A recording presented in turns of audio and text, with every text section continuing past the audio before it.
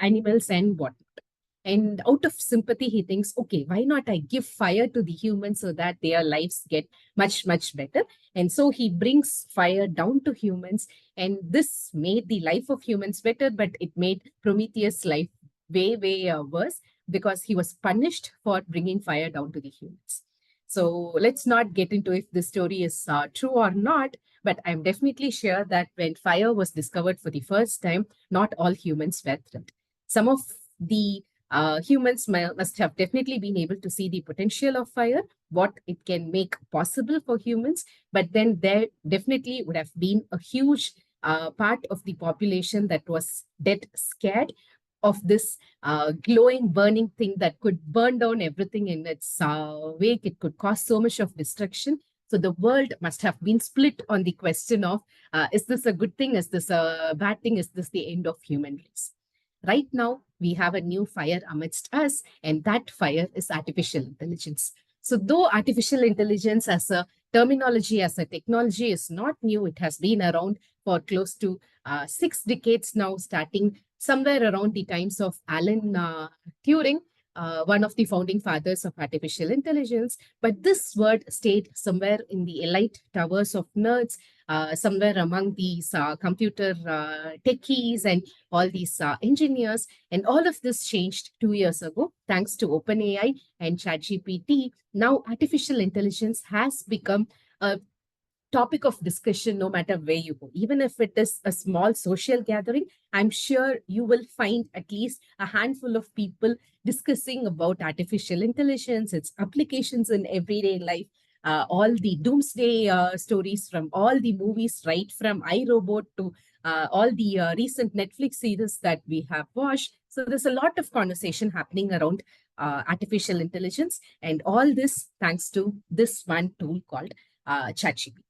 So ChatGPT is a general purpose AI tool, and all of these Gen AI tools like ChatGPT, Gemini, Copilot, Claude, you name it, all of them, they basically work on similar models, as in they are not creative in the conventional sense, but rather these tools can take up existing data, be it in the form of text, be it in the form of pictures, in the form of videos, process them and bring it back to you in certain nicely packaged ways, depending on the instructions that you provide to these tools. And these instructions you provide are known as prompts. And in recent days, there is a huge increase in this new class of engineers called prompt engineers, who are basically people who have sat with these tools, played around with them for sufficient amount of time to understand how and what exactly to ask these tools so that they come back with the kind of answers that you are looking for. And these tools, they are very smart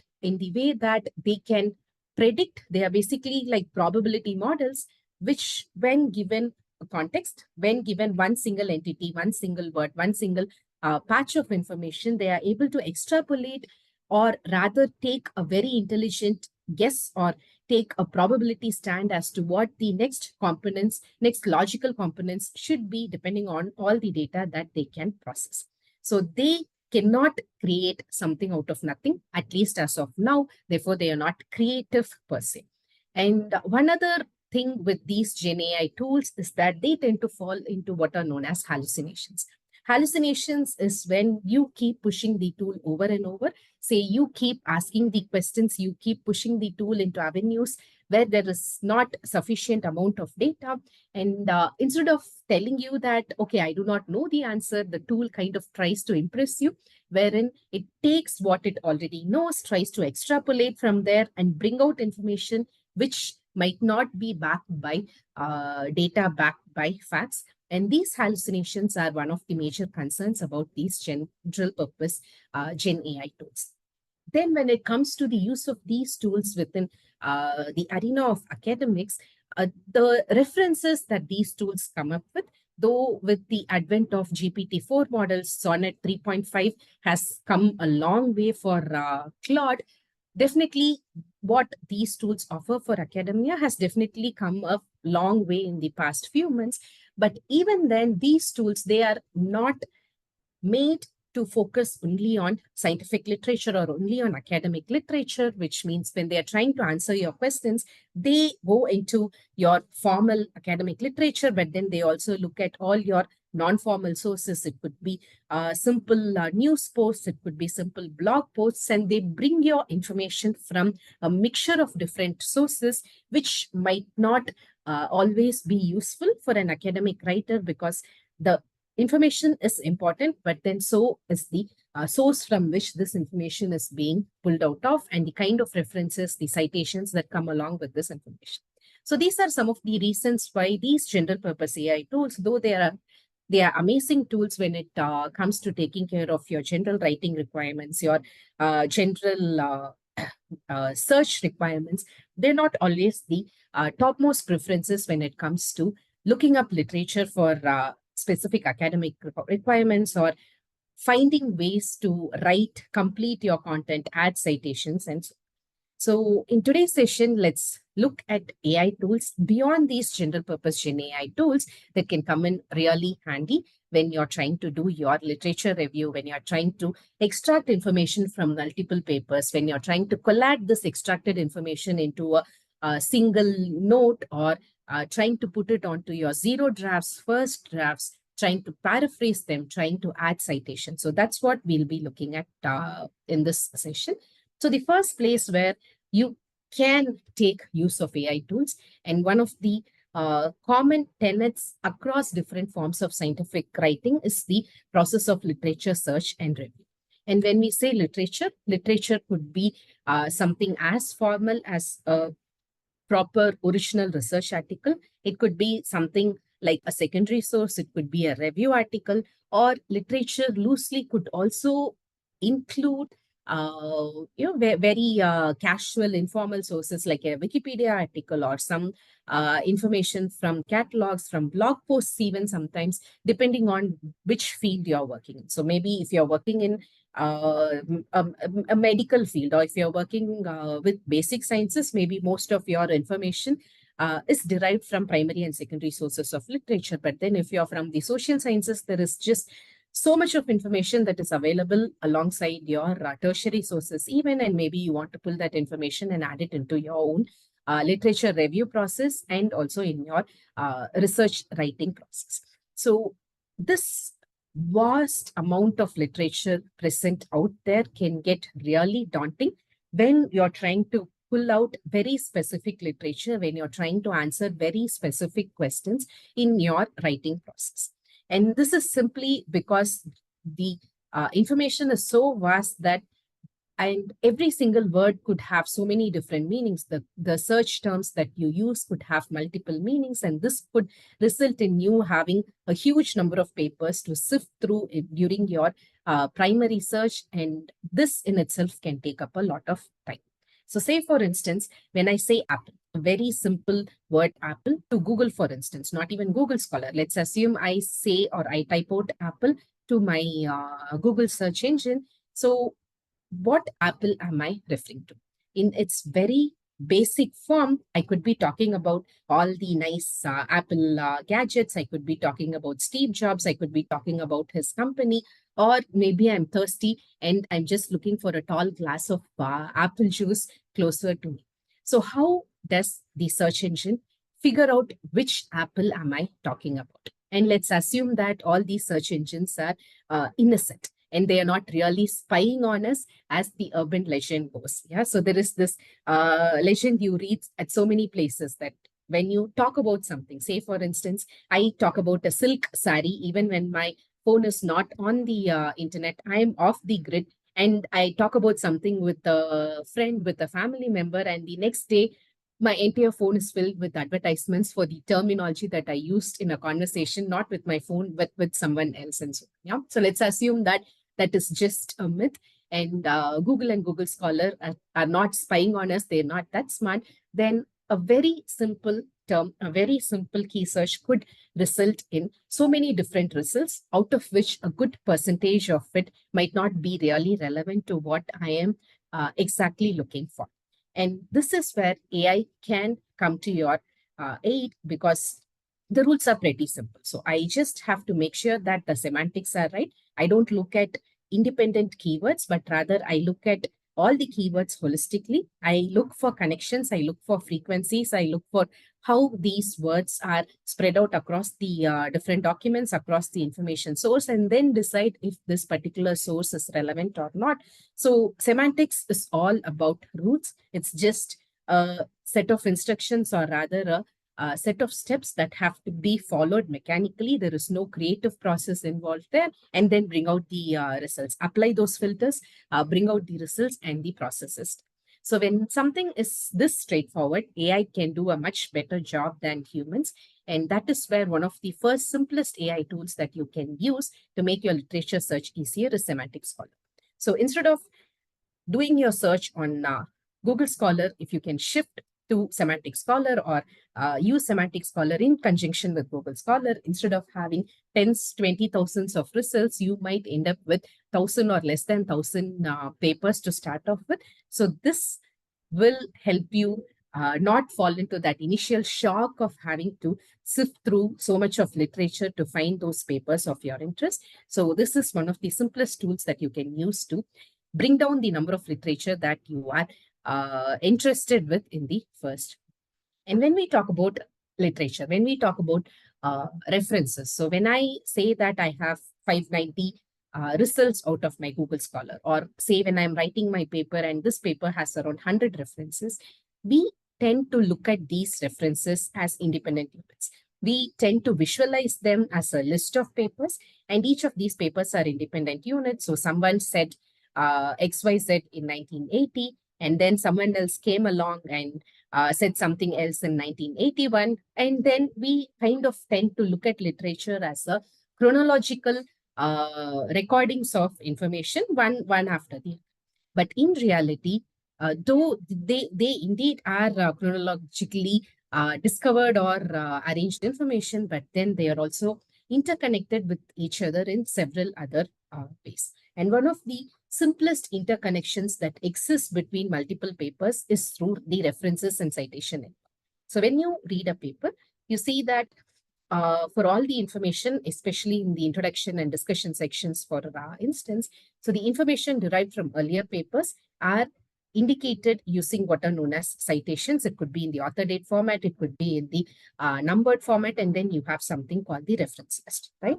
And every single paper is linked to all the papers that has been added to its references or added to its bibliography sections, depending on what format we are talking about. And the second connections could be through the author network.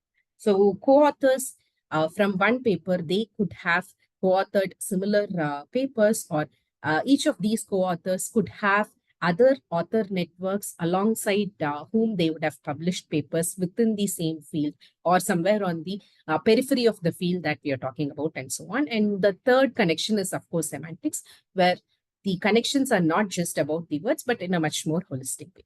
And because these connections are pretty straightforward, again, a set of rules, a set of steps to follow. If you want to start from one paper, one terminology, to find an entire set of papers, it is easier for you to use an AI tool to do this. So say, for instance, I'm reading a paper, or I'm interested in a paper that was published in 2017, and say this paper has 50 references. By default, this paper of my interest is linked to 50 papers that were published before. And all of these 50 papers put together, they form part of my backward citations. And this paper was published in 2017. We are like 7 years down the lane, and say in these 7 years, maybe 10, 20 other papers have cited my paper of interest that was published in 2017. So all of these papers that have cited my paper, or my paper of interest, they become the forward citations. And just by following the reference and citation networks, I can identify these collections of backward citations and forward citations. And this process is known as citation mining, citation searching. It's a simple snowballing technique where you start with one link of the entire map or the entire story, and then you slowly move back and forth in different directions to come out with the complete map or the complete picture. Here again, simple rules, simple steps, which means AI can take over doing this search for you. And one of the tools that you can try using for this purpose is called lit maps. So lit maps, basically you start with a paper, you start with a keyword, and the tool brings out a handful of papers. Starting off with 20 papers, you can expand on these papers. And at the end, you basically have a literature map that tells you how these papers are linked to each other, how they have overlapping references and citations. And you have the list of papers where you can have a link to the original paper. You can read the abstract. So these basic assessments of papers and understanding the linkages can happen with this tool called lit maps. So now let's assume that we have a handful of papers and we're ready to go into the reading process. Understanding literature is not always straightforward, especially when you come from a non-English speaking country. I'm from India, and here English is not our first language, it's our second language. And I personally know of people who have not much encountered much of English until they walked into their undergraduate studies, or even in their postgraduate studies, because here across colleges, we do have a provision where we can continue our education even at the bachelor's level in our mother tongue. We don't have to learn these subjects in English or give our examinations in English, which means English comes into our lives pretty late. Yeah. And also these scientific papers, by design, they are not built to teach you anything from the basics. These are not book chapters. They are not your textbooks, which means the papers, the way they are written, it assumes that the reader already has a base knowledge of whatever they are trying to glean out from a particular paper. So combine the lack of expertise in language and the lack of understanding of how scientific papers work, this makes it pretty difficult for young researchers to navigate through reading and understanding papers. So this is where one of the features from SciSpace comes in really handy. So this feature is called SciSpace Copilot. So this term called Copilot is pretty popular in the AI world. So you have copilots that answer your questions. You have copilots that can write for you, that can help you do a lot many things. But the copilot from SciSpace is your buddy for better understanding papers, especially as a young researcher or someone venturing into a field for the first time, and can definitely use some help in understanding terminologies and understanding the concepts in a much simpler language, in a much more coherent way. Yeah. So how does the Copilot functionality on SciSpace work? So all you have to do here is upload a PDF of the paper that you're interested in reading, and then say there's a certain section for which you want to have better explanation, or a certain part of the discussion section from a paper is very relevant, and you want to summarize that section, reword, rephrase, paraphrase the section, and use it within your own papers. It is okay to be inspired by earlier papers. What is wrong if you're trying to copy it verbatim, especially when you're copying it and not providing the necessary citations and references. So you can find sections that you want to summarize, use it in your own papers. You can find sections, some of the sections that are challenging to understand, and ask for explanations, wherein the tool will explain in a much simpler language, and every single terminology that comes within this particular section also gets an explanation. And Copilot also enables you to search for related papers or find a list of papers related not to the entire paper that you'll find anyways from the reference list, but this gives you all the related papers related to this certain section of the paper, making it pretty easier for you to quickly start from one small paragraph and then build on your literature that is well aligned with this particular paragraph that you are actually interested in, without having to work with the entire paper. And within Copilot, you also have the option where you can ask questions. Copilot gives you suggestions. So the present interface is pretty different from what you see on the screen. I'll show that as well when we go into the demo of the tool. So you have an option where you can pick questions, most commonly asked questions that are given to you as suggestions, or if you have questions of your own, you also have an option where you can chat with the papers. So this option within Copilot where you can chat with papers gives you the option to better understand the papers and also extract data pretty quickly, pretty seamlessly, even when you are a very young researcher just entering into this field of understanding scientific literature, if not actually writing one of your. So it is all nice to be able to interact with one paper. But at the end of the day, scientific writing is not about presenting independent information. So there is this very wrong way of trying to present information, especially in your literature review sections or uh, excuse me, or in your introduction sections, wherein young authors, they tend to present information or present individual papers. So ABC et al. 1997 said so and so. XYZ et al. 2020 said so and so. CDE et al. in 2022 said so and so forth. So this is one of the very basic mistakes that young researchers do, wherein they tend to summarize information from one paper, where the focus is more on the authors, more on a particular paper, and not exactly on the science, whereas good scientific writing focuses on the science, and the authors do get their share of credits, but usually at the end of the sentence, unless it is a seminal paper where mentioning the authors becomes critically important. So it is not sufficient that you get to interact with individual papers, you get to summarize information from the individual sections of a paper. It is also important that you have tools wherein you can summarize information across multiple papers. And it is even better when you get to pick which papers are going into this summarizing process exactly. And here again, SciSpace has an option where you can extract data from multiple PDFs. So after your initial screening process, you would have built a library for yourself, which again you can do on SciSpace. I'll show it to you during the demo. And out of the hundreds of papers that you save, you create on your library, you can choose to have 4, 5, 10 papers even for this extraction process. So you pick a few papers from your library, and then you ask SciSpace to extract data from only this set of papers, and SciSpace basically pulls out all the critical information across these few papers that you chose and gives it to you in the form of columns. So this format reminds me of my PhD days. So that was like a decade ago or so. That was a time when we did not have AI tools. And I remember that my lab had a practice where we had these Excel sheets, your normal Microsoft Excel sheets, which get passed on from one researcher to the other. So my senior, when they're done with their PhD and when I'm starting mine, they hand me over this precious Excel sheet, which will have these tabular columns that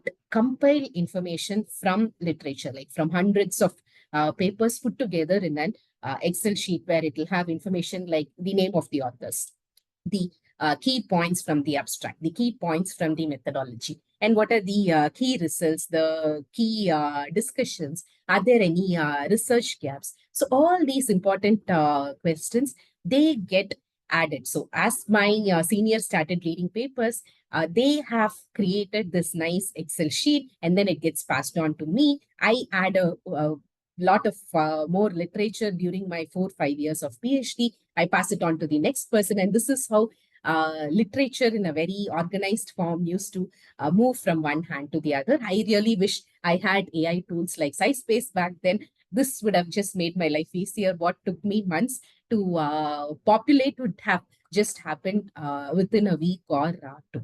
So that is an application which you can use to quickly not just extract data, extract information across different sections of a paper, but this also gives you a very nicer way to visually compare things between multiple papers. So say, for instance, I'm trying to identify a research gap or a key question that has not been answered across multiple papers so far. All I have to do is just add a column which talks about the limitations in multiple papers, or add a column for research gap, research questions. And here I get to compare the limitations or the research gaps across multiple papers. That quickly gives me an idea. Along with the chronological order, I can see, okay, in 2015, these were the research questions from this particular paper. In 2020, 3 of these questions have already been answered by a few papers, But there are these two questions that are still lingering, and for some reason, nobody has been able to get a convincing answer for these two parts of this entire story, the marathon of which I'm trying to be a part of.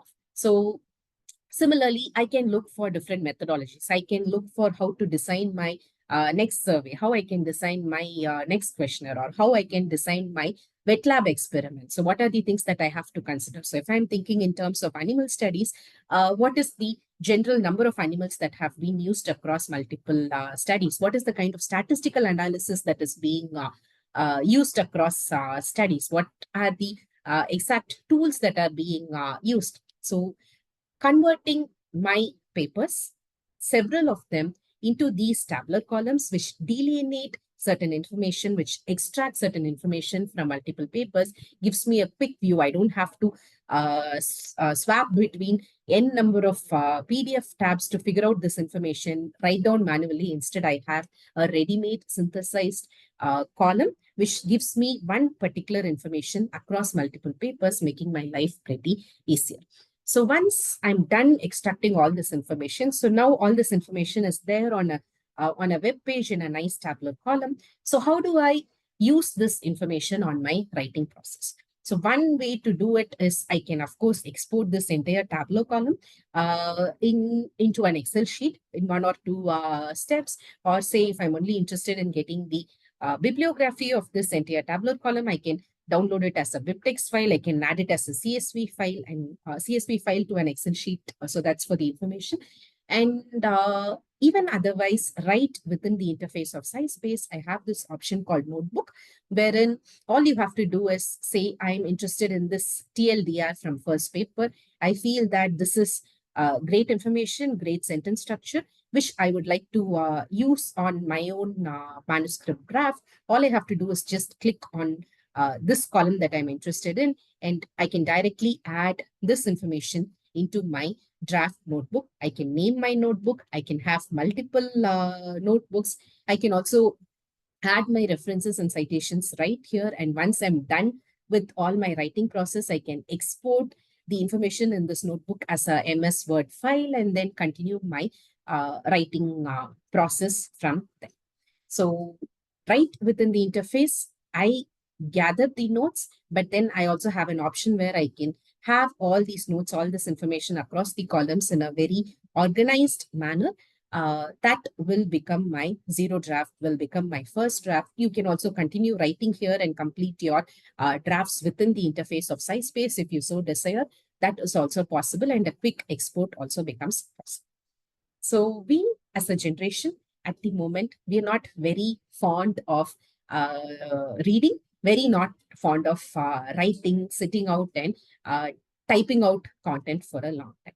So what if it's all nice to have these tabular columns nicely laid out for me, but say one of these papers are really interesting and I want to read the paper, but I do not have the time for spending on the paper for 2 to 3 hours or so, but say I have a long commute to my institution, or I'm someone who's interested in gardening, interested in cooking, interested in hitting the gym 4 days a week, and I have a lot of downtime when I'm doing all of these things. And what if I can multitask as I take care of my hobbies, as I take care of my commute to read my papers where my eyes are not involved. Instead, I can listen to these papers. So that is where AI tools like listening.io can come in really handy, wherein you can upload your academic papers, you can listen to them as you do something else. So now it's all nice that I get to listen to these papers. What if when I'm listening to these papers, I suddenly have these nice ideas, I come across these nice phrases that I want to use on my own writing, but then my hands are occupied in cooking, my hands are occupied with my dumbbells, for instance, and I need a alternative way to add my notes. That is where you can use text to voice AI tools like speech notes, for instance. You just have to Google for text to voice AI, and you will have a number of other options if you want to try them out. And on these AI tools, they are basically apps that sit on your phone. You can dictate your notes into them. They convert it into nice textual formats. And some of these tools, they even do a slight job of cleaning up your content for you. They can correct a bit of language issues, and they bring your content back to you in MS Word or in a notebook, and you can quickly just copy paste all the notes that you have created when you were away from your desk, copy paste it into the SciSpace notebook, and now you have one place where you have all your notes where you can start creating and working on your zero drafts. Yeah. So the problem with these copy paste jobs is that if you're not careful, you could end up with plagiarism, because in scientific writing, you will have to ask two questions. So, is the content yours? Are the words yours? So, only when both of them belong to you, you can present the information without referring back to a source. In cases where the content is not yours, or the words are not yours, you will have to come up with the appropriate citations, appropriate references. Even when you cite and add references, you cannot pick information verbatim from earlier literature and present it within your work. That again is considered as plagiarism. And you cannot keep using double quotations throughout your draft manuscripts, which means you will have to ideally read papers, pick information from these papers, paraphrase them, present it in your own words, in words that are different from the original source. And this paraphrasing becomes really important for you to avoid plagiarism, because across institutions, across publishers, there's a very stringent rule on what percentage of plagiarism is tolerated. And once your document is beyond the tolerance level, then there might be delays in acceptance of your documents, be it your thesis submission, be it your conference submissions, or even a journal submission. Some journals, very few, but then they do go to the extent of rejecting your manuscripts because the plagiarism was too high, which we do not want, especially when plagiarism could also be accidental, wherein you did not intend to plagiarize, but then during the process, somewhere along the lines, the boundary between what you wrote and what you were inspired from, or you just copy pasted it as a reference, kind of merges, and then you're left with a high plagiarism score. So in either of the cases, it is important to have a good paraphrasing tool in your kitty to make sure that all the content or content which was picked out of other sources are rewritten appropriately. And here again, SciSpace has this nice paraphrasing tool which gives you several different modes, not just for academia, but you can also use it for your science communication intent. That also works with paraphrasing.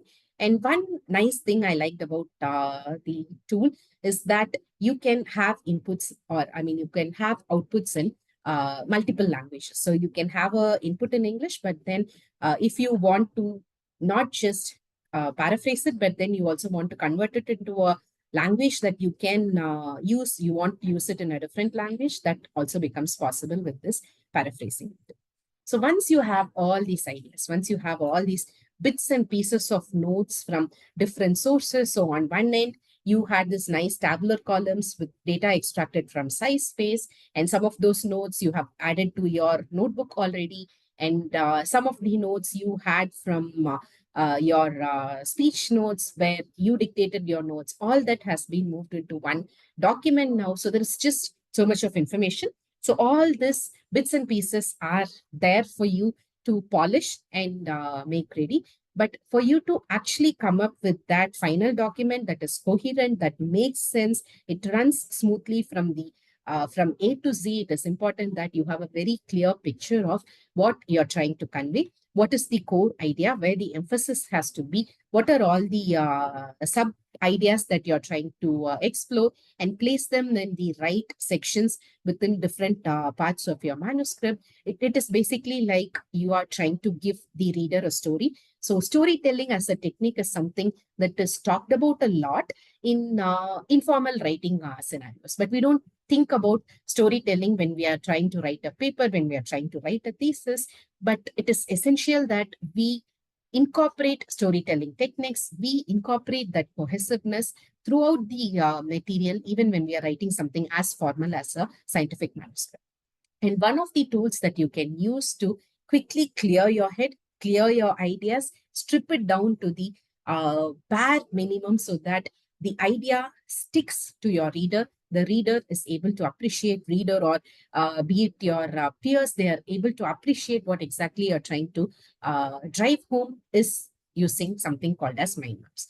So mind maps is basically this non-linear structure wherein you start with one core idea, and then this core idea leads to a lot of sub ideas, and these substructures have more substructures to them. And all of these put together give you a nice visual representation of what you're trying to convey. And you can convert all your sections, subsections of your manuscript into a mind map. First, add the ideas, play around with them to make sure that you're indeed placing these ideas very cohesively across your manuscript before you actually go into proofreading or editing your manuscripts.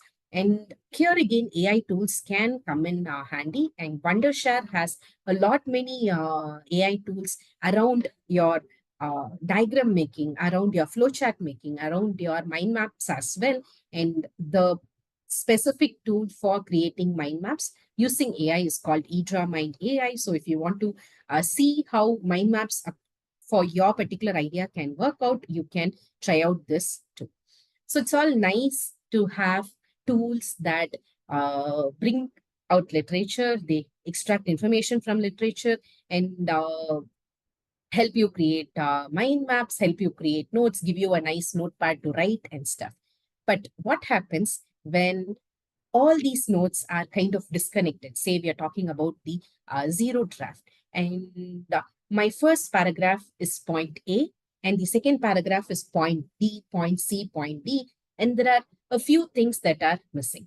And I'm lost as to how can I connect this first paragraph to the second paragraph. What is that bridging information exactly? And I don't only want the information, but I also want this bridging information to have appropriate citations and references. And it will really help if someone can give me different suggestions as to how this bridging can happen. And here again, AI can come in really handy. And SciSpace has this AI writing feature right within your notebooks, wherein you can use the AI writer to create an outline. If you're starting with your zero drafts, you have a topic in mind, but you're not sure what are the different subsections that you can use, how you can split up, what can be discussed where, and so on. You can also add missing Soumya, information. Yeah. just sorry to interrupt. I think there are lots of questions, so I just wanted to tell everybody that we'll be taking up the questions at the end of the session. Yeah, I right. have been answering some of them in the Q&A section, but Okay. I am not qualified enough to answer, so I will keep them for you. So whatever is related to SciSpace, I'm largely answering them. Okay. Yeah. Yeah, great. So I'll come to the questions at the end of the session. We'll make sure that all your questions are answered. So yeah, let's come back to this AI writing feature where you can have outlines built for you. You can ask suggestions to basically bridge gaps between two different ideas. You can also say you have just one idea, 4 lines written out there, and you want to see how this idea continues along. So that again becomes possible. Or do you want to explore opposing arguments? So sometimes it is not sufficient that you have these arguments in your head. You really want to see them on paper, on your screen, to see how they feel. Is that the perspective you want to really take? Is that the direction you want your papers to take, especially when you're writing review articles, for instance? So all that becomes possible within the AI writer. And you also have all the formatting options where you can have the headings in a different font, all your main texts in a different form. So pretty much the basic requirements that you have of MS Word can be applied right within the notebook feature in SciSpace, which makes it pretty easier for you to not just write but also format within the interface and then take it out as a exported function. And the next thing that you might require around literature review is to add diagrams. So I have just added a tool here which you could try out for adding diagrams. So if you're from the biological life science medical sciences field, I'm sure you already have biorender. But in addition, if you're trying to play around with different ideas, add a few diagrams to your literature review sections, then eDrawMax is something. This is again from Wondershare that you can check out. So once you're done with all this writing process, or as you're doing the writing process, there is this one huge elephant in the room called managing references, because you cannot write and then figure out references at the end of the journey. That becomes really, really tough. So every time you add an information, I normally suggest go overboard, oversight references.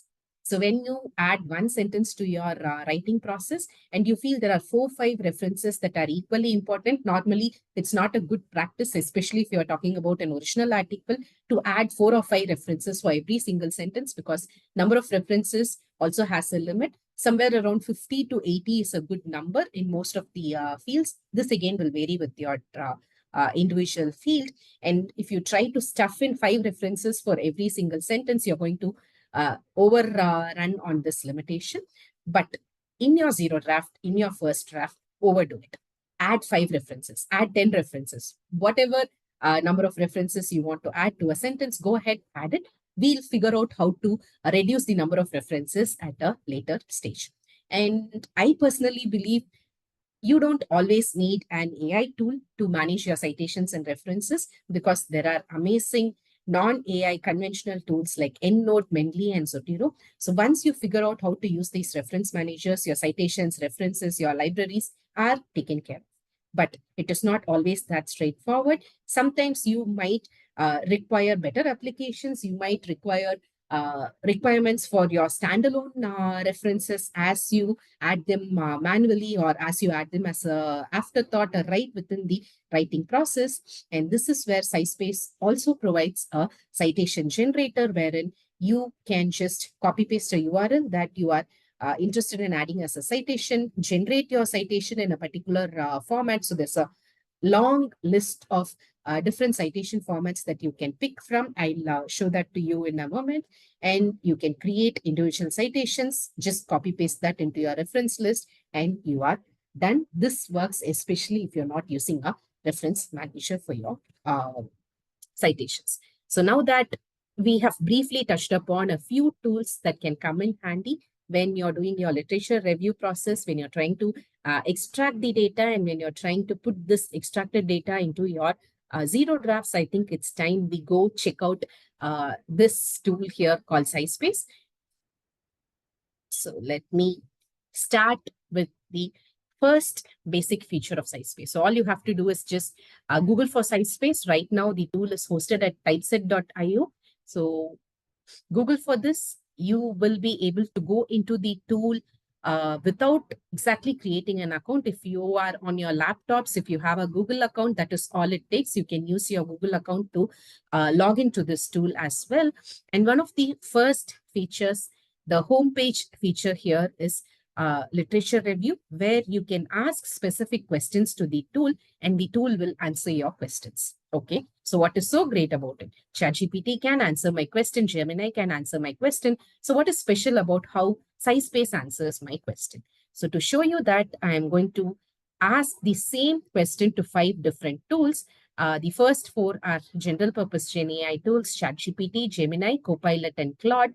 And I am someone who's interested in this lifestyle change called intermittent fasting, wherein you fast for huge amounts of time.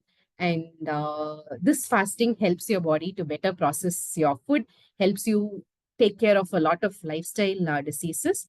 So I'm not going to give you a lecture on intermittent fasting, but just understand that intermittent fasting, a good lifestyle change for metabolic disorders. Yeah. So, and when you think metabolic disorders, the first top 2 that comes to my mind are diabetes and fatty liver disease. So let us ask something related to one of these diseases. So intermittent fasting in managing fatty liver disease. So I'm going to ask the same question to 5 tools. So this is ChatGPT. Okay. This is Gemini. This is Microsoft Copilot. And this is everyone's favorite, Claude. But for some reason, my Claude has not been logged in. Okay, let me try once again.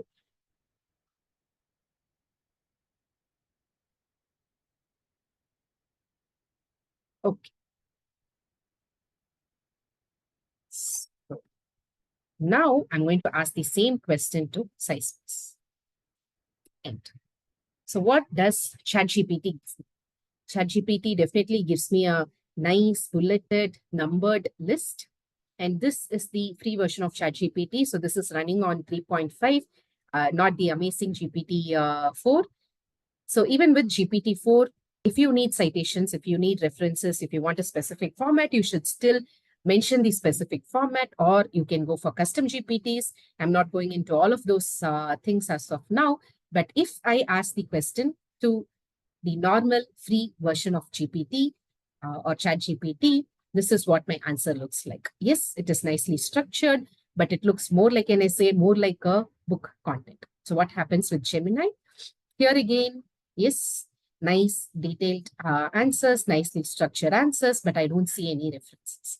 How about Copilot? Okay, Copilot goes one step further. The answer is short. It's also nicely structured, and it also gives me citations and references, just that not all the references are from journal articles. These are from general websites, from other resources. Maybe I cannot use all of them on my paper because several journals want you to cite only journal articles, formal articles, which means though Copilot gives me references, it might not be of much use to me.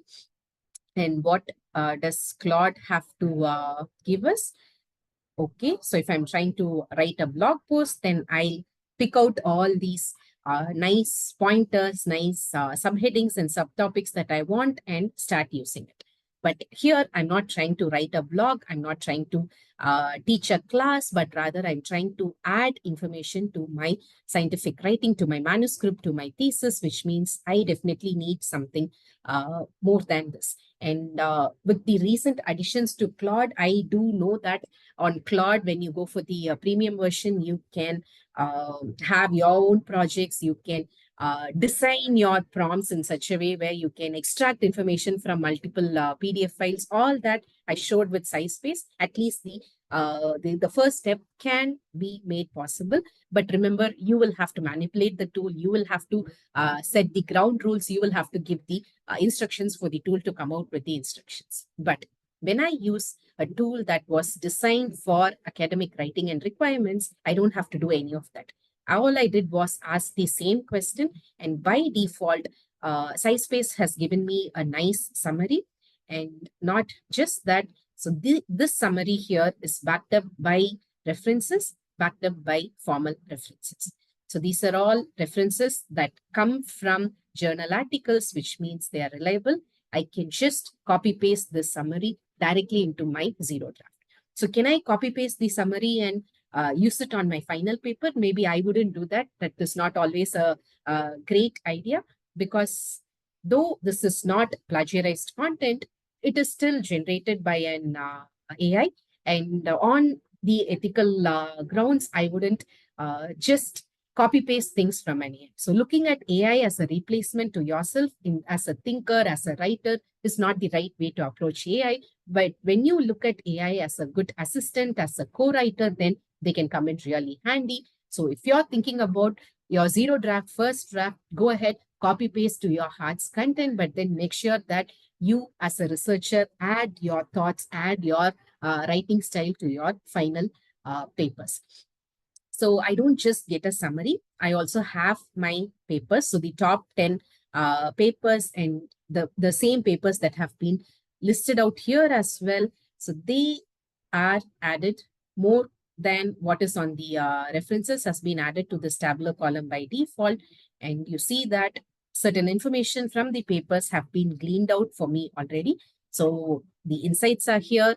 The TLDR is here. So TLDR, I'm sure you're aware of this term from all the social media posts. It's too long, didn't read, which means when you find the rest of the information is too long and you just want bite-sized information of the entire content, then you read the TLDR on a social media post. So similarly, this is the TLDR for a particular paper. So just go through the TLDR and I'll know, okay, so this paper does fall in line with what I'm trying to write, or it deviates way more than I would like from my narrative, and maybe I don't want to read the paper, or I don't want to add this paper to my first draft as of now. I'll come back to it later on when I actually need it.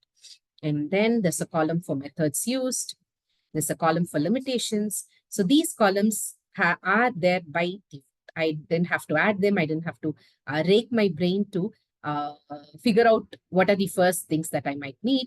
So this is just a sample. So the first 4 columns are basically the top 4 things possibly. I believe that's how this was built by the team. That is a question for the SciSpace team, why they picked out these 4 topics. But I feel these 4 are some of the important questions that we might have when we are trying to read papers. And if you have few more requirements, say you want to know what are the objectives, you can add a column for objectives. Do you want to know what data sets were used? What were the challenges? What are the applications that came out of a particular study? So all that becomes possible. I'm not going to keep adding columns. So this gives you an idea of how you can quickly identify papers, the most relevant papers to your question, to your area of interest. Not just that, but by default, you also get to extract information from these papers. You can also think about applying filters. So say you only want papers that have a PDF because you're just starting out. And when you're starting out with your reading process, you don't want to just rely on the abstract. You want to at least read a handful of papers in their full text format. So then you can choose papers that have PDFs. So when a paper has a PDF, you will have a prompt. Yeah, something like this. So you have, when you see this icon below a title, you know that this paper is a open access paper and you have a PDF available for the particular paper. And do you only want top tier papers, papers that have had good impact? It could be mostly this relates to the citation metrics, the number of times they have been cited, so on and so forth. Do you want to apply a year filter to it? Do you want to add inclusion keywords, exclusion keywords? Are you looking for papers from specific journals, from specific conferences? Or do you only want to read, say, journal articles? Or do you only want to look at what is happening with the recent proceedings? And the information you see on SciSpace is updated until July 2024, I believe, which means you get to see all the latest papers. So if I'm looking for a research gap, if I'm looking for a research question that I can pursue, I'll be more interested in looking at the conference proceedings than at journal articles, because journal articles are usually published when the work has almost reached its logical conclusion, whereas conference proceedings are like in-work papers where the work is still ongoing, but then there are some interesting findings and the authors come present their work in conferences. So I want to know what is currently happening with a competitor's lab, or what is currently happening with one of the topmost labs that are working in my area. So in such cases, I only want to find proceedings. I don't want to have all the journal articles. Then that filter works. Do you want to look only at patents?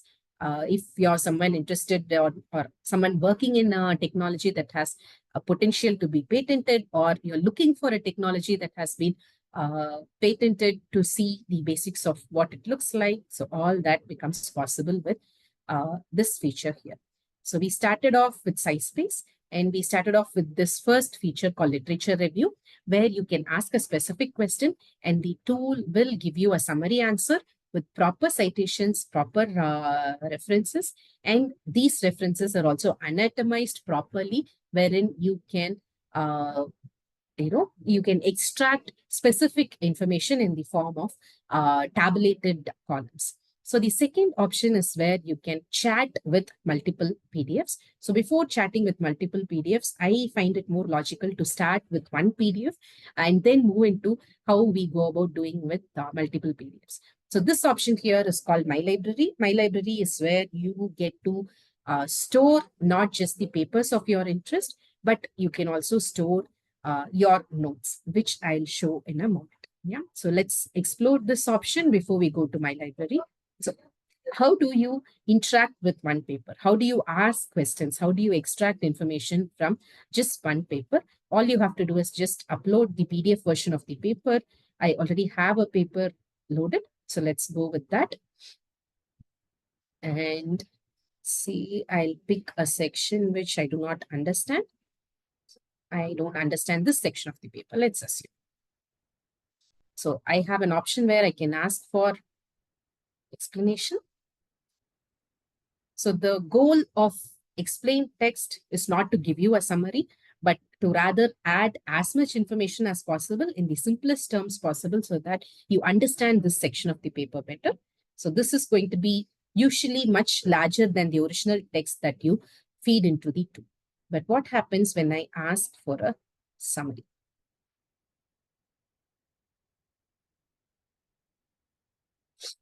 So now the goal is not to explain terms, but the goal is rather to bring the same information in a more concise way, in a paraphrased way. And I have this short 2-3 line summary, and this summary can go on to my drafts. So are there any other specific questions you might have? So there are some suggestions. You don't have to always go with the suggestions. You can also ask very specific questions using this chat box. Or say, for instance, I like this explanation here and I want to add it to my notebook. So this is something new to me, maybe, or this is some sort of an information that I can use on my own draft paper, and I want it added to my note, which means you have the option right below to add to your notebook. Which notebook? You're adding it to your notebook here on SciSpace. And because I already have a notebook open, the information goes into the notebook here. So where can I find my notebook? You can find the notebook option right here.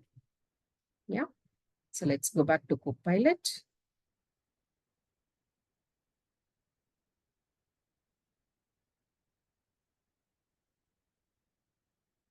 Okay, let me close my notebook.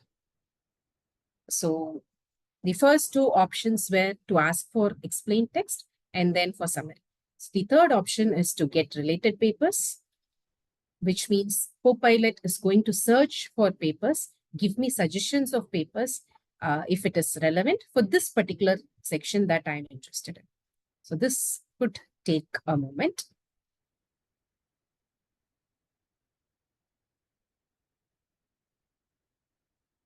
So in the meantime, you see that you have 13 more suggestions here where you can ask for summary of the paper. You can ask Copilot to glean out only the methodology details. You can ask for a explanation of the abstract, for instance. So all that becomes possible with Copilot. Yeah. So here there are 5 different suggestions. 5 papers that are most related to this section of the paper. So if this information is what is of interest to me, then maybe I'll also be interested in these papers. So I can go read the papers elsewhere, or I can upload each of these papers right back into Copilot for me to quickly interact with the papers and understand how to go about it. Yeah. So the next option here is, no, I think citation generator, we'll come back after we are done writing. So the Copilot gives you a choice where you interact with individual PDFs, but then you can also have an option where you can interact with multiple PDFs. This also comes under the same Copilot functionality. So right on page 1, you get to upload multiple papers, which are available as PDFs on your system.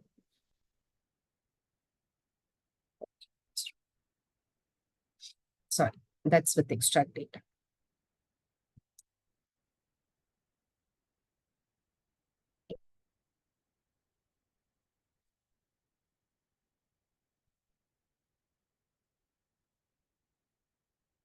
So you can upload a number of PDF files.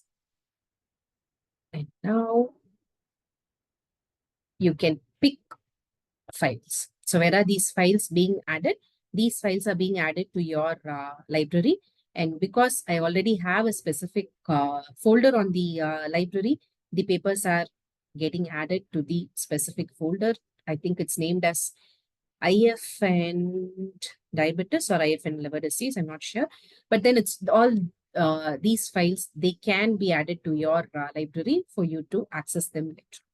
So now I pick the papers that I'm interested in, and I can ask questions to Copilot or through Copilot, wherein the answers don't come from individual papers, but the answers come from all the 4 papers that I have chosen at the moment. So what is this about? How does intermittent, or rather I'll ask a indirect question. So what are the limitations of using intermittent fasting to manage liver disease?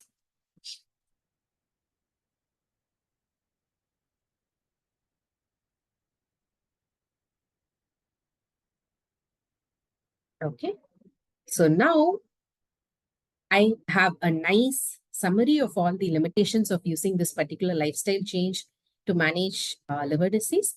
And this summary does not come from anywhere. It comes specifically from these 4 papers. And I also get to see where this summary is sourced from. So where is this information coming from? It's coming from paper 1. I also get to go read the paper, check out the entire paper because I've already uploaded the PDF version of the paper to SciSpace. And what if I like this summary and I want to have this summary as a part of my draft manuscript? I can add it directly to notebook, or I can copy it, take it into my notebook, or take it into my MS Word, depending on whatever I am interested in. Yeah. So one other nice option here is this import button with Zotero. So let me quickly open my Zotero. I believe my Zotero has to be open for this access. And let us say I already have a set of papers on one of my Zotero folders. I don't want to start from scratch. I don't have the PDFs imported in a folder on my system. All my literature so far is sitting within Zotero. And I want to import one or more papers from Zotero into SciSpace and then start analyzing this set of papers. I want to create anatomies. I want to extract data from this collection of papers. That is also possible. So let me pick. So this is my Zotero collection. So these are the different folders under which I have my paper. So I don't see a liver. I'm not sure if this has sufficient papers. So let me go with cardiovascular. I hope there are enough number of papers. And then I import my papers. Okay, so this is the same set of papers again. Okay, I'll try a different folder.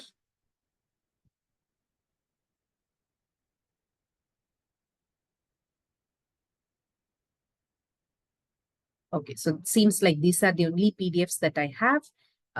So only they get imported from Zotero, but you can, you get the hang of it, right? So you get to import files from your Zotero, but the only condition is that the PDF of the file has to be available. And in Zotero, you have an option where you can upload PDFs to your individual entries. I'm not going into it right now. So if you have PDFs added to the entries already, then it's a breeze to quickly bring in the PDFs of your choice into SciSpace and then start analyzing it. Yeah. So let's now check out what notebook is about. So we already saw several instances where you can pick out information and then quickly move it into your notebook. Now, what happens when I don't want to use information from elsewhere, but rather I want to start writing for myself? So I can start with something as basic as an idea that can be presented in a few words.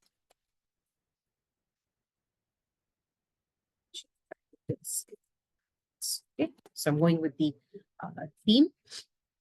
And so you get your first paragraph. You get a few lines written out for you in under 10 seconds, and you get to accept this. You get to ask the tool to try again, or you get to discard it if you're not happy with what you saw. And you can also build an outline, for instance. So what you see here is basically the outline that I created using SciSpace for intermittent fasting and diabetes. So these are some of the first level headings that can be used when I'm trying to write a content on intermittent fasting and diabetes. And say I want to do something at this point. I want the tool to write opposing arguments here. So, okay, let me accept it. So this was my input. Yeah. So the input says that intermittent fasting can be used to prevent the onset or exacerbation of type 2 diabetes. Blah, blah, blah. So it basically says that intermittent fasting is a good thing for type 2 diabetes. But I also want to know what is the opposing view here. And this was written by the AI writer when I chose the option of writing the opposing argument. And it says why IF is not suitable for diabetes, because fasting can cause fluctuations in your blood sugar. When you're taking medicines for diabetes and then you fast, your blood sugar can drop dangerously low. You can go into coma or whatnot. So I'm just calling that out from top of my head, but that is what this part of the section basically tells you. And say I'm trying to do something here. So here I don't want any opposing arguments, but I don't know how to continue from this point.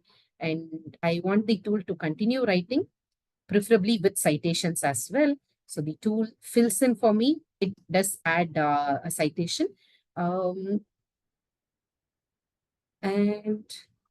yeah, so because it is after the opposing argument, so the tool has basically followed the same line of thought and has given me a huge paragraph from which I can put.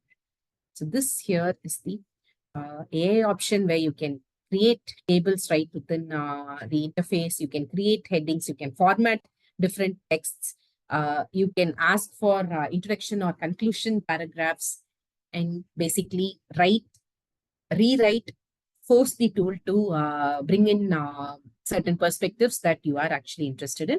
And the tool continues writing for you. You can pick what you're interested in. And once you're writing, and once you're done writing or in the process of writing, and say you also want to generate citations for some specific papers or so, you can just copy paste the URL or the title of the article, and you can also do it manually.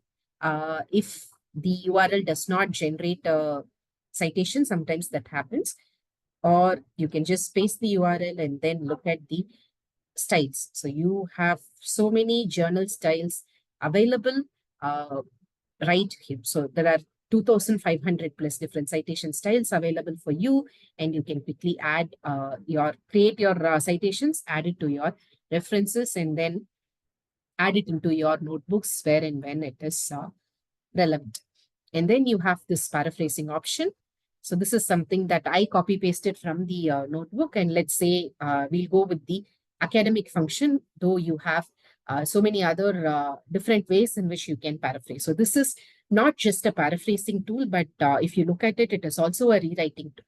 So do you want to change the tone in which you write? So this is not just for writing your manuscripts or thesis. You can even consider using this tool for writing your cover letters, for writing the body of your emails when you're trying to apply for your fellowships, when you're trying to forward your papers to a journal editor, for instance. Say you want to, or say you are trying to write a reply to your reviewer comments, and we have a very nasty comment from the infamous reviewer 2. you have written out a reply, but then maybe the reply sounds a bit passive aggressive, and we don't want that to happen. We don't want to aggravate someone who's already aggravated by default. Therefore, you want to change the tone, tone it down a bit and keep it diplomatic. Or you do want to sound passive aggressive, I wouldn't pick that option. But if you want to sound professional, if you want to sound diplomatic, that is possible. So I can ask for a rephrasing. And this is a summary and also a rephrase. So why is this shorter? Because the default option is a shorter paraphrased version. So what happens when I want a longer version? So this is kind of expanding on the idea, starting with something small and then increasing the length. Or say I only want to paraphrase, but I don't want to really change the length of the text. And this can also come in handy when you're stuck with word count reduction problems. Even for seasoned editors, the abstract can be an absolute nightmare.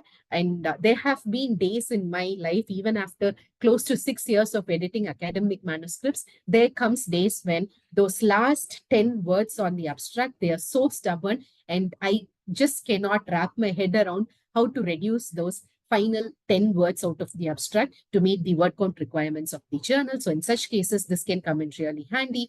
Put your content into the paraphraser, reduce the length. This will give you ideas as to where some of the fluff can be removed to reduce your word. So this is not exactly a word count reducing tool, but these are some of the tangential applications that you can think about. Now, for my favorite part on paraphraser, say I don't want the output in English, I want the output in my own language. And luckily, my mother tongue is available for paraphrasing. So I'm a Tamilian, I speak Tamil, and I hope this works. Yeah, it works. So at first glance, I'm not sure if the paraphrasing has exactly happened, but I'm sure that the translation has happened pretty well. Because I did try out this feature earlier in the evening today, and the content here is very true to the original content that has been pasted in English. You have a lot many languages. So this can come in handy, especially if you're a faculty trying to teach content in your own tongues, and you want to quickly translate very heavy formal scientific content into your language. So that is one other nice tangential application of the tool that you can try it. Yeah. So we are closing, we are coming very close to the end point here. And yeah, so you also have an AI detector and SciSpace. This could also come in handy because journals and institutions are increasingly not just checking your documents for plagiarism, they're also looking for AI generated content. There's a lot of restrictions around what can go in, what cannot go in. I'll discuss it in a bit. But AI detection can also come in handy. And then SciSpace is trying to create a community of researchers right here within the platform, wherein you can claim your profile, where you can showcase all your research in one place. You can interact with the community. And then there is this option called Citation Booster, which can come in handy, wherein, say, with your published paper, you want to create a video abstract, or during the submission of the paper, you want to have ideas as to how you can create video abstracts of your paper, or you want to convert your paper quickly into a presentation, just pulling out the key points, or it doesn't have to be your paper necessarily. If you want to see how to quickly summarize any paper, any literature that you're trying to present in a very short amount of time, quickly create a draft presentation to see what can go into what slide, to have a very basic idea of the presentation, then tangentially, I believe this feature, though it is meant for you to use as a citation booster for your own papers, I think tangentially they can also be used to quickly summarize and create draft presentations out of other papers as well. So that is most of SciSpace. And from what I understand, the tool is going to get way better, especially in terms of AI writing, citations, creating your drafts in the coming months. So the group tells me. So I'm definitely excited to see what else the team has in store for us. So I guess I'm going back to my PPT to end the session before I take up the questions.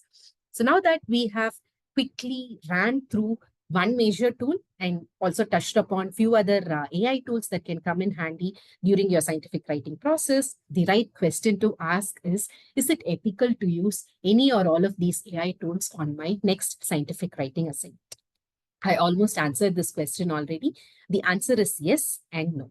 Yes, if you're trying to use these tools as your assistants, as your co-writers, and not as your replacements. So it is all about how you approach the AI tools and not vilify the AI tools as a. So how do you deal with these AI content detectors? So are the content generated by an AI tool plagiarized? So by default, these AI tools, they are not built to plagiarize content. So they take existing content, process it, and bring it back to you in certain specific formats. But since these use probabilistic models wherein they take these guesses of what the next two words could be, what these next three words could be, there could be overlap in content, overlap in sentence structures and words when you generate content using AI tools. So my advice is, just like how you subject your manuscripts, your conference drafts, or your thesis through a plagiarism tool before the actual submission, also subject your documents through AI content detection. Make sure that your AI levels are pretty low. So how low? There are no official numbers as to what percentage of AI generated content is tolerated. So keep it below 10% if you can help it, just like how 10% is kind of the consensus number for plagiarism, and you should be fine. And you have nice tools where you can check the AI content for yours. So what do these publishers have to say about the use of AI? What do institutions have to say about the use of AI? So the guidelines across institutions, they really vary, and you will have to look at the guidelines for your specific institution before you use AI in your thesis, for instance. But across publishers, there is one place where you cannot use AI. So you cannot use AI to generate huge chunks of content without any modification. So it's not like you can just generate content, copy paste it, but rather generate content, be inspired by it, take up the suggestions, fill in gaps, use them as your crutch to do your own writing process. That is a much better way to do it. And no matter where you use AI, how you use AI, how extensively you use AI, AI cannot be a co-author. So you cannot add any of these AI tools as an author to any of your manuscripts.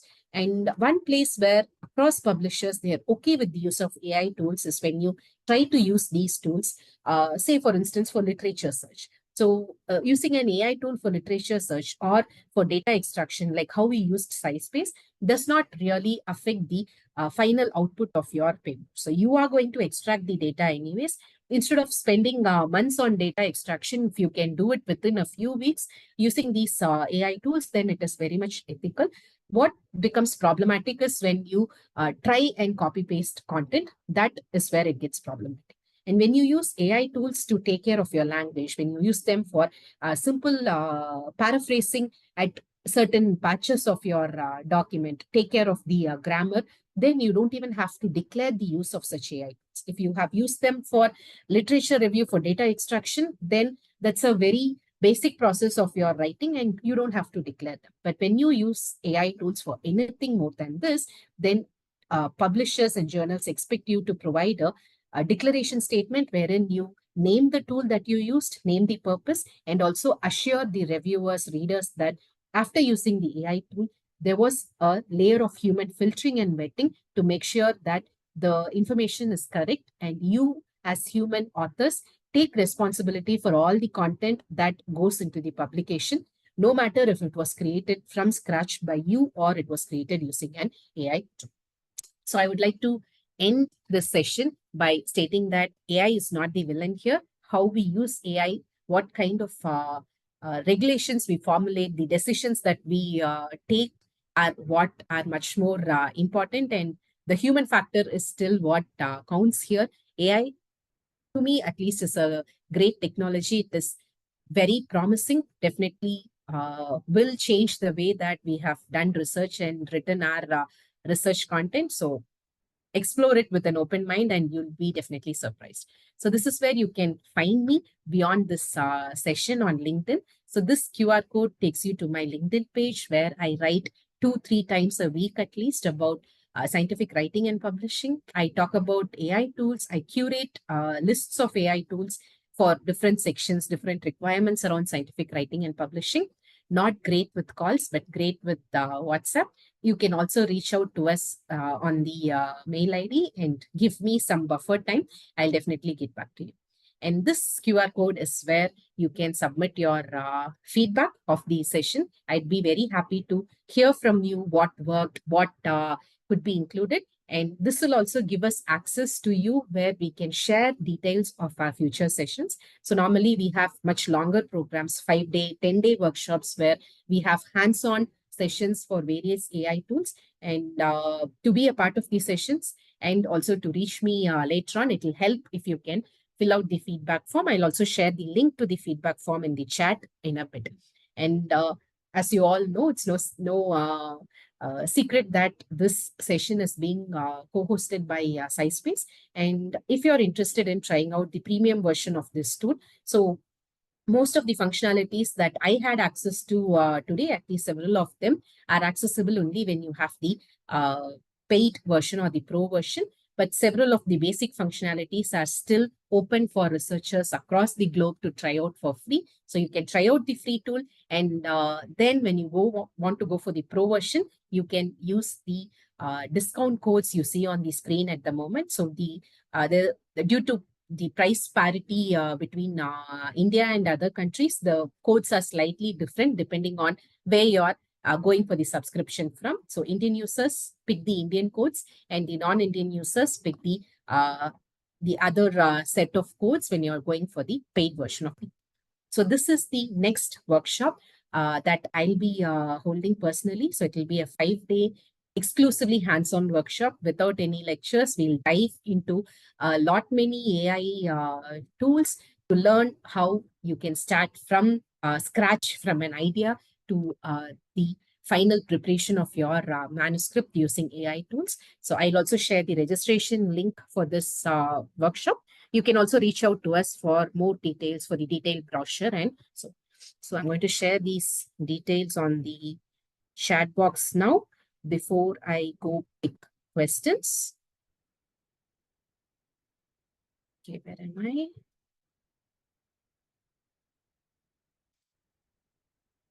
Okay. So on the chat box, okay, I have not shared it to everyone.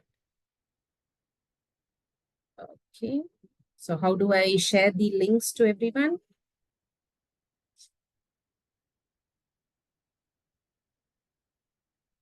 Sowmiya, you just have to change it to host and from host and panelist to everyone. I don't see that option of everyone here at all. I'll do it for you. Yeah, okay. Done. Yeah, that great. So now you have the link to my LinkedIn profile to the feedback form and the registration. So in the meantime, let me go into Q&A. I think there is a... Okay, so the first question is about laptops. So I'm not sure I'm qualified enough to answer that question from the anonymous attendee. You should find a better expert. So listening.io, Harini, I believe there's a free version, but to enjoy the complete features, you might have to go for the pro version. So Darpan asks if SciSpace helps in data analysis like SPSS. No, SciSpace is more of a data extraction tool and not an analysis tool, if I'm right, at least as of now. But what the future holds, I'm not sure. So Debashi asks, can the citation generator auto-generate citations I upload to my SciSpace library? No, but one quick way in which you can convert your library into a list of citations or references is by quickly downloading your papers in a BibTeX format and then moving it into your Zotero or Mendeley, and then from there you can quickly add citations. I think within the tool, the writing options, the notebook might have this auto generation of citations and references. It already has some citations and references added to it, but I think that addition has to come.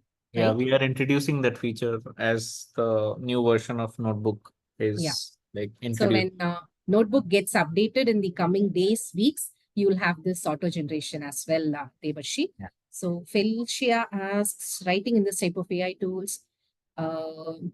Okay. So 100% guarantee that my paper is not plagiarized before publishing in journals. So for this, I cannot answer for all the AI tools, but so far with all of these popular tools that are backed up by SciSpace, for instance, that are backed up by a robust team, a robust company, I personally have not heard of data breaches where you use the tool to write a paper and then the information gets leaked out, gets published by someone else. I have not heard of such instances. Debru, you should be the one giving the assurance that this does not happen.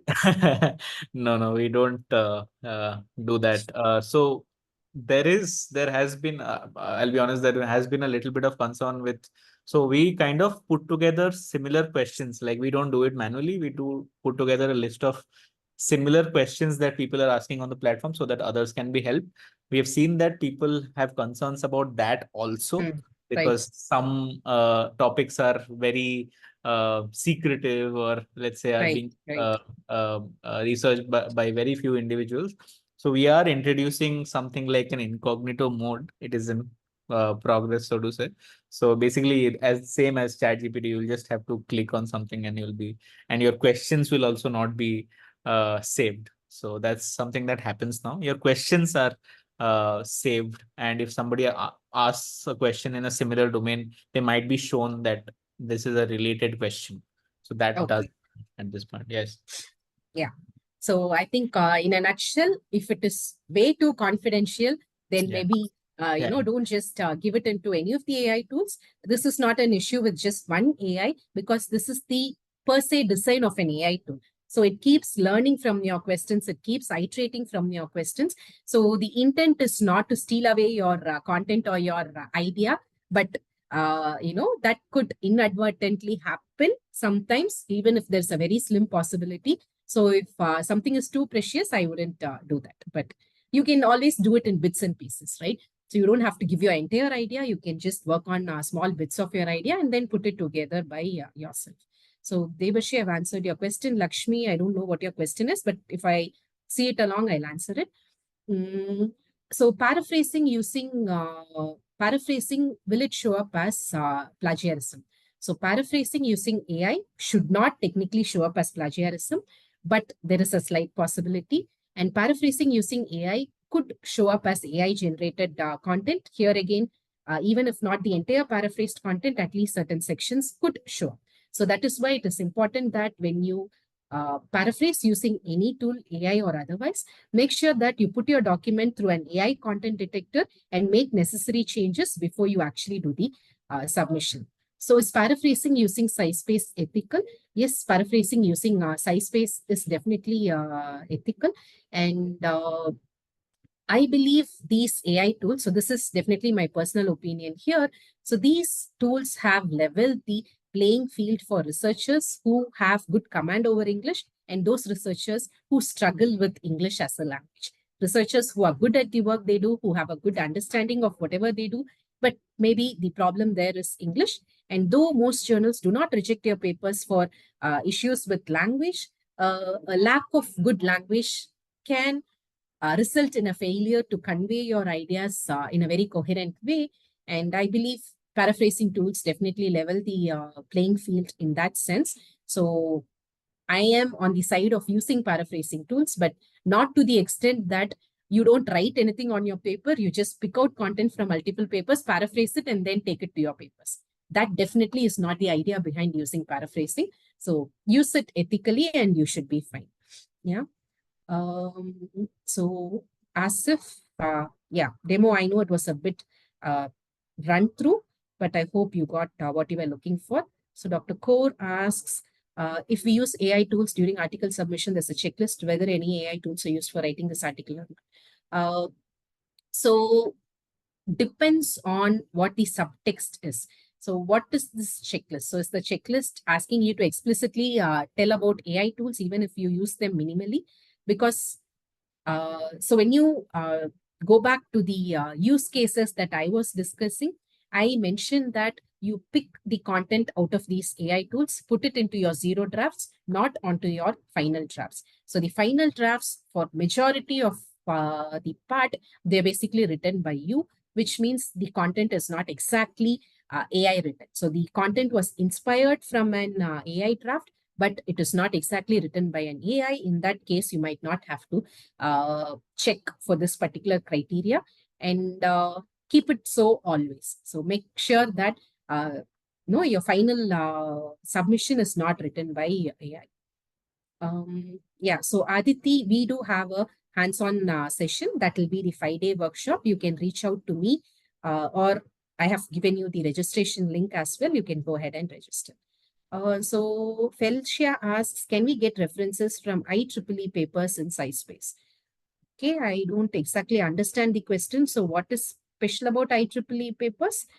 I believe you should be able to get them at the outset, but I might have to go back and check if this is available. So how to remove AI plagiarism? So Aparna, the way you remove AI plagiarism is not by using AI in your final drafts, but if in some cases there are certain sections that are really stubborn, when you're trying to check for AI content generation, you have tools called humanizing AI, which help you remove the AI content. But I wouldn't rely too much on these humanizers, again, for ethical reasons. So can AI interpret statistical output of research papers? Statistical analysis is very, very tricky, Dr. Mohammed, but tools like Tableau, for instance, most of these business analytics tools, especially Tableau, the team has been working a lot on research statistical analysis. So you could give it a try if you have access to it. How to make the copied text from SciSpace not be detected by AI detection? By simply not leaving the copied content as it is. So the content that comes out of SciSpace is not always flagged as AI written content as far as I checked. Even then, I wouldn't just copy paste it into my final drafts. By not doing that, you can make sure that your final drafts are not written by AI. Whether the content that have been paraphrased using, I think I have answered this question already. Free version of SciSpace and what are the advantage? So the free version does not allow you to download the data extraction table. And I think there is also limitation on the different filters that you can use. The notebook feature, I believe, has no restrictions as of now, if I remember right. And I think there are also restrictions on how many times you can use Copilot. Uh, you will have to really check on that. So, Debruk, do you want to add something? What is Yeah, different between the two? so by and large, in terms of features, all the features are open except that Copilot has a standard model and a high quality model, Yeah, as right. you've seen. So we use a higher quality LLM to kind of answer your Copilot answers. If there is premium, you can switch between them actually when you have premium. Okay. Yeah, right. Apart from that, obviously there are rate limitations in the sense that you will be rate limited every few hours for lit review searches or Copilot searches or paraphraser outputs, etc. There are no limitations for notebook right now. Yeah. Even in the next couple of months, there won't be any limitations to using the AI writer at all as we introduce the new AI writer. When the AI writer does come, the new one, we will introduce a pricing which will be, you can like, don't quote me on this, but it will be half the price of most other AI writers available in the market. That much I can guarantee. So yeah, that's something that I wanted to put out there for people who are still here. Yeah. Yeah, right. And we're all looking forward to it. Okay. So, how do I differentiate myself as a writer? Are these sites a threat to our jobs? I had this interview question. Okay. So, I believe the creative element still rests with the humans. And I think that is what you have to be tapping into the creative side of it, because AI still relies on learning from existing information, existing structures, existing language models and structures. So, if you can break the existing things, if you can come up with something creative, then your jobs are guaranteed. But this is the next step of evolution. There is no running away from AI. AI is here to stay. It's better that you be a person who can use AI, but then can also tap into your creative side. So essentially, you will have to find this nice sweet spot between human potential and the use of AI for you to keep your jobs. So a person who knows AI might not exactly be replaced as loosely as the famous quote goes. So Lavanya asks, eDraw Mind AI, will the mind map be plagiarized? Not necessarily, Lavanya. Here again, the same logic. Create the draft, but then don't just rely on AI. Make your own additions, make your own changes. So, Lakshmi, I think I cannot now shift to a different example, but no matter what field we are talking about, the functionality is still the same. What you get out of it is still the same, though I used a very loose everyday model. Yeah. So does it cover medical devices as well, Rajashekhar? So what I don't understand this question, but if you're talking about literature pertaining to medical devices, then yes.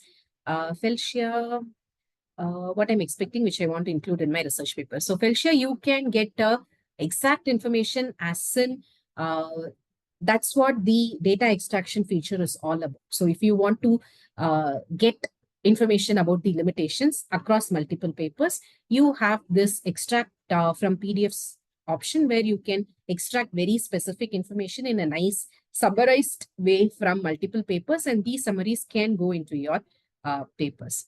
So using SciSpace, okay, what happened? Okay, we access all journals like Elsevier. Yeah, you get access to papers from multiple publishers. So SciSpace is not limited to a publisher. You get to have papers, information from multiple publishers, but the full text will still be accessible only if the paper is open access. If it is a subscription-based paper, then the tool works based on the title, abstract, and other information that is available. So can you tell me how to import articles from Zotero? So when you move into the My Library option or the extract PDF option, I believe from there, you have a Zotero button, an export from Zotero button. You just have to click on the export from Zotero, keep your Zotero also open, and then you can export PDFs if available on your Zotero into SciSpace. So after the filter, how to get research gaps from multiple columns of data. So Kumar, you don't have to get it from multiple columns. Just add one column for research gap, add one column for limitations, and then by looking into the information in these two columns, you can identify the research gap by looking at the chronological order of the papers as well, and looking through the research gaps across multiple papers. So for example, retrieving 15 papers details with a few columns of data. So you can just add these 15 papers and then extract the research gap limitations from these 15 papers, and you will have the basic answer, which will ultimately lead you to identifying that novel research gap. So does SciSpace differ from other AI writing tools like Paperpal and Jenny? Yes, there will be differences. There will be overlaps as well. And one advantage with SciSpace, I feel, is where you have this data extraction feature as well. So you can extract data, copy the data into your notebooks, and then you also have the Gen AI writing feature, which in its exact form is not available with Paperpal and Gen. So how to get research gap? I think I kind of answered that already. So SciSpace has access to restricted journal papers. So do we have to know the content of the respective paper? Gabriela, the entire idea is to get information from different papers. So you don't have to exactly have an idea of what these papers are about, right? So Debrup, you want to take that question? I didn't get the question actually. Okay. So, okay, I lost the question somewhere. Yeah. I One second. For a particular topic, is it possible to get an exact information what I'm expecting, which I want to include in my research paper? So I'm not exactly sure what this question means. Yeah, and I somehow lost the track of questions. So let me start from the bottom and somehow reach. Uh, so can you please repeat the AI used to insert diagram flowchart? So diagram flowchart was eDraw. So it is from Wondershare. Wondershare has a lot of tools which can help you with creating images. So what is the storage limit of PDFs and bibliography in SciSpace? I think that's a question for Debro. There are no storage limits for PDFs at all. Oh, For bibliography, there's no such limits. okay. So You great. So can use. you can store as much as you want. Yeah. One type of figure. Is this the case with G? Okay. Like on MarkMap website, we give our own codes to generate mind map, but the restriction generally only one type of figure. So eDraw Mind AI. So eDraw basically it has different kinds of templates. So you don't have to always use AI. You can use a mix of AI and conventional drawing, conventional adding content as well. So that will allow you much more flexibility. That's the basic answer to your question without going much into the tool. So any tool for drawing some architecture or framework for research articles. Uh, yes, Wondershare also has options where you can draw circuits, you can draw a lot many things. I believe you will find some which also works with computer science drawings. So how can you check for AI content generated by SciSpace? So SciSpace has an AI detector. In addition, you can just try it out with Turnitin. Turnitin also has an AI content detector now. So how to choose a topic is beyond the topic of today's session. So I'm not going to really go into it, but pick a topic that has some base data, base literature on which you can lean. But then the exact topic has to be novel enough and it also has to be interesting for a larger community. You cannot pick a question that only you're interested in, but your scientific community as a whole must be excited when you try finding an answer for the question. In very short, that will be my answer. So can Turnitin detect AI generated data? Turnitin, if you're talking about AI generated content, yes, Turnitin can because Turnitin now has an AI content detector. But if you're talking about data per se in terms of numbers or so, I'm not sure. Formatting of article is possible in SciSpace. I think typeset.io has a option for formatting your manuscripts as well. Yeah. Yeah. So you have templates which you can pick and then move your content into the templates and your formatting must be done. And there are formats for several journals, if I remember right. So Correct. Elias asks, thank you for explanation. How could I have a manual of instructions? Okay. So manual, Debruk, do you have a manual? I do not have a manual. Yeah, I think Maybe you can share the recording and that will act as a manual, but I don't think it's a written manual in any case. yeah. Maybe. And also, these AI tools, they keep changing every single day. So Yeah. if someone were to write a manual, they have to keep updating the manual. And also, it is not about manual. So these tools, you don't lose anything when you go play around with the free versions of these tools. So I would say just go jump in, use your own data, play around with the tools, and then you will figure out how to work with it. Yeah. So you don't exactly need a manual, and manuals might become outdated in a few weeks, not in years. So every week, something or the other changes with the interface. It gets better every week. You don't want to miss out on Yeah, you that. can feel free to join the Discord community of SciSpace also. It's Yeah, there right. on the right left-hand side bar. So you can join it's free to join. You can just ask questions, somebody will answer. Yeah.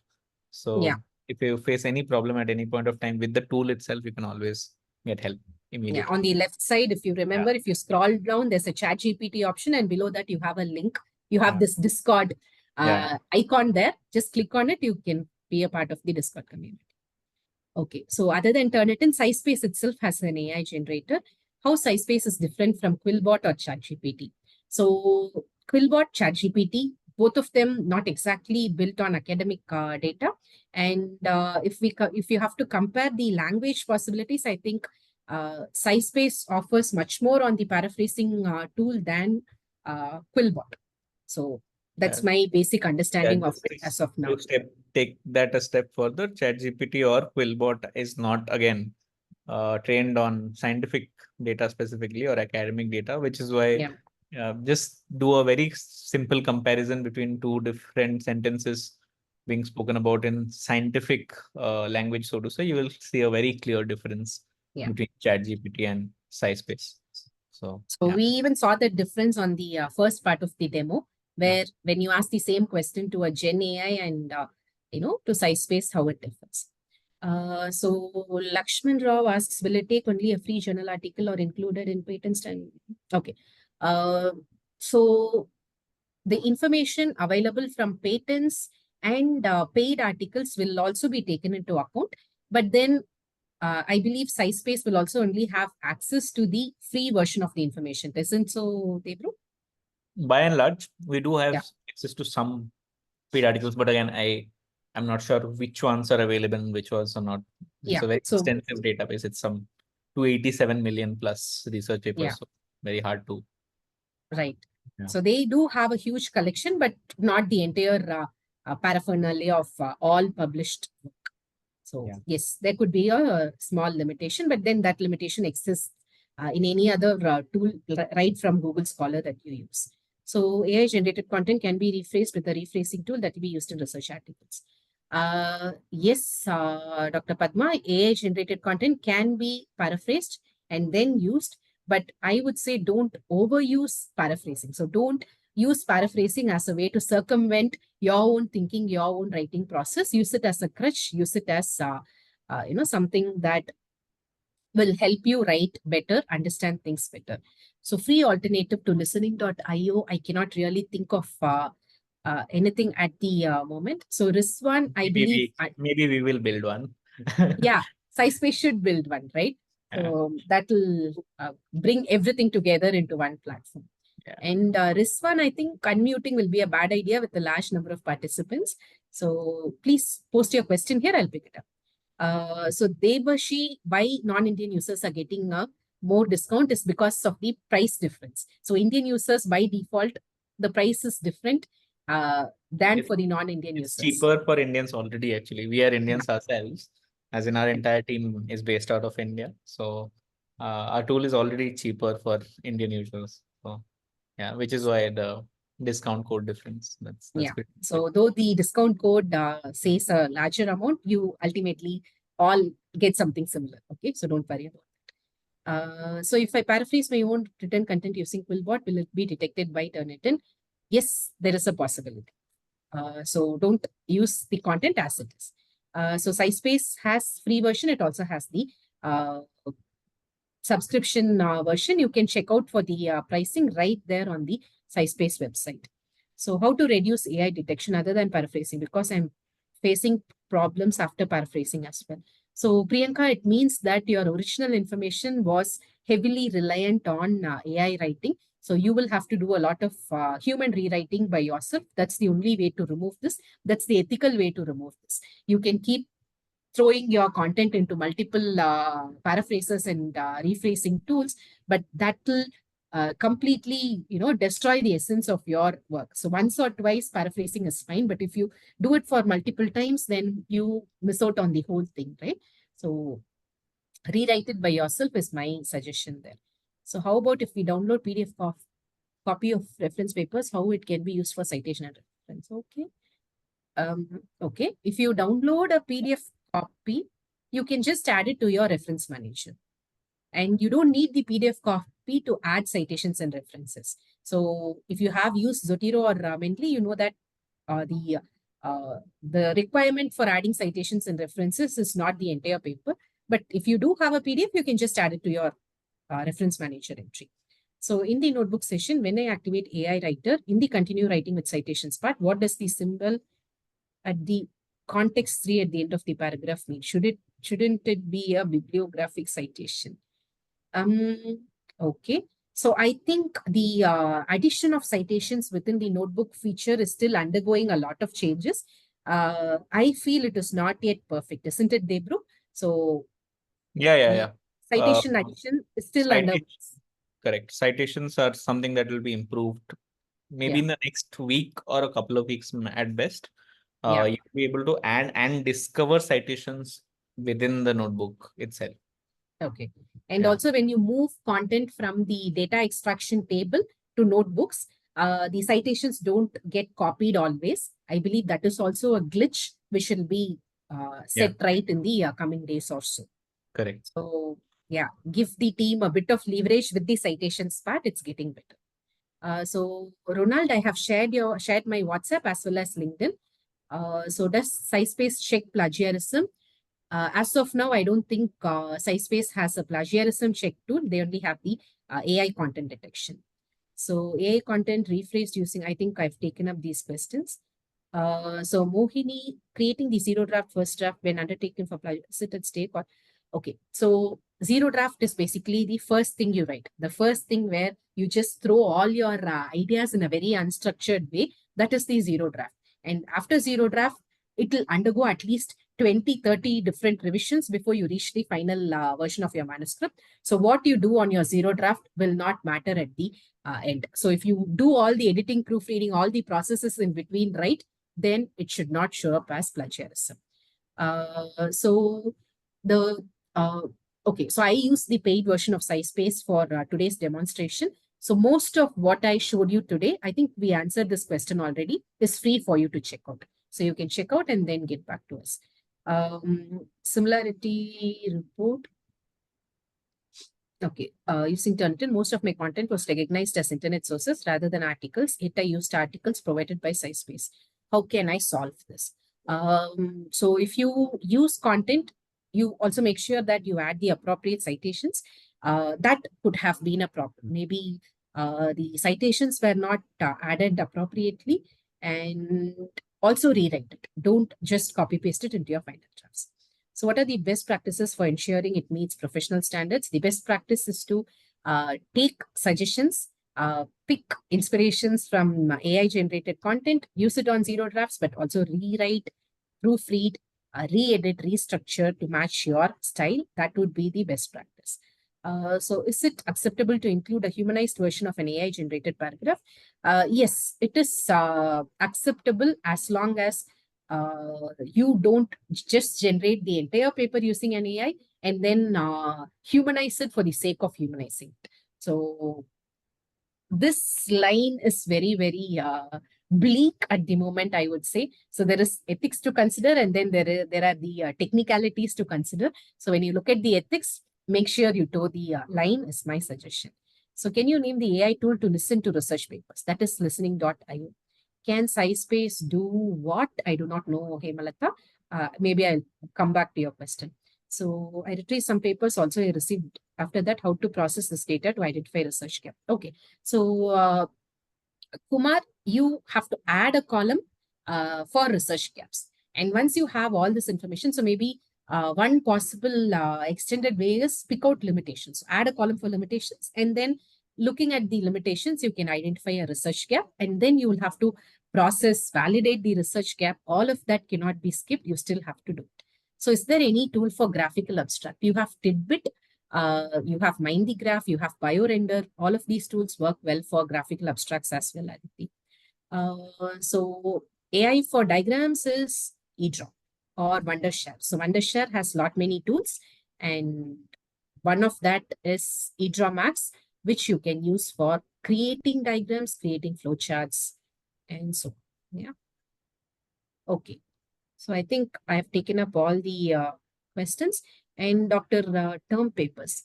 Okay, so what are term papers, Chidi? I'm not sure, but I believe you must be able to use it for different kinds of papers.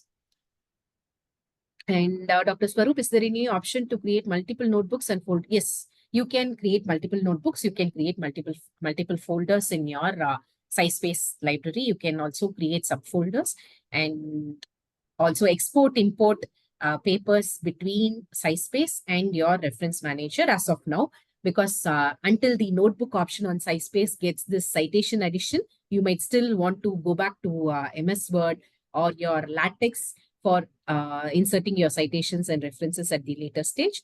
And this right now is pretty seamless. You can export the entire collection as a BibTeX file, move it to Zotero. If you want to bring things from Zotero, it's much more simpler. There's a import from Zotero button right there. Just import it using the button. Yeah. So I guess I've taken up almost all of the questions. Yes, Soumya. I think somebody else was asking for the discount code again. Maybe you can Yeah. share So that same slide. yeah, what I'll do is I'll just share my screen once again. That's the simplest way to go about it. Yeah. What I will also do is we will upload this on our YouTube channel on SciSpace, and we will send an email with the link. And Yeah. when we do send the email, I will send the discount codes in that email also, and I will share these discount codes under the YouTube video description as well. Yeah. Don't That worry if works. you miss this here. Yeah. So once you have the discount codes, you can just take a screenshot, I believe. Yeah. And then someone asked me where you can reach me. So this is where you can reach me. And anyways, you'll have access to the recordings. So you can always come back to the end of the session and get these details once again. Yeah. Awesome. Okay. So I hope we didn't miss many questions, but I hope I get to see you on a different session as well. And you can ask all the questions you want there. Yeah, it's really late now. Guys who are from India or Yeah. who are not from India, it's about 10 p.m. in India now. So really, thanks to Soumya for the patience and taking all the questions that she could. So thank you. So thank you for having me. And I look forward to doing it again with Team SciSpace and also meeting Okay. some of you at least on our future sessions. So Awesome. good night, good day, depending on wherever you are. See you Yeah. then. Bye. Awesome. Thanks, guys.